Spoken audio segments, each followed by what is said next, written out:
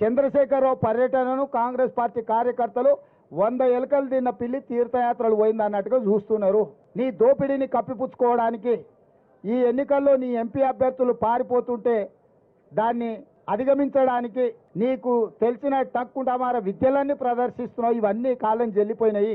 చంద్రశేఖర్ అనేవాడు తెలంగాణ రాష్ట్రంలో రద్దయిపోయిన 1000 రూపాయల నోటు లాంటి వాడు. ఎవడన్నా జేబులో పెట్టుకుంటే జైలుకు పోతాడు. 1000 రూపాయల నోటు.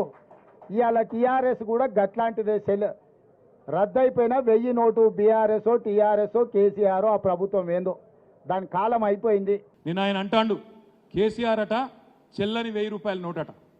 నేను అడుగుతా ఉన్న రేవంత్ రెడ్డి గారు, ఇలా దేశం మొత్తం పరిస్థితి చూస్తే ఏంది నీ కాంగ్రెస్ పార్టీ పరిస్థితి?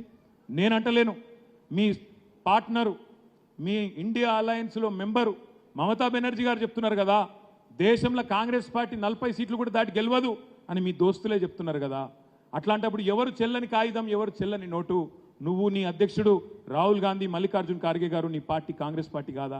ఇలా మేము ఒక్క ఎలక్షన్లా చిన్నపాటి తేడాతో ఓడిపోయినాం. అది కూడా ఎంత? 1.85%తోనే మనం ఓడిపోయినాం. 39 సీట్లు గెలిచినాం. 14 సీట్లలో 4-5 వేల ఓట్లతోనే ఓడిపోయినాం. కానీ రేపటి భవిష్యత్తు మాత్రం తప్పకుండా మళ్ళా మనదే.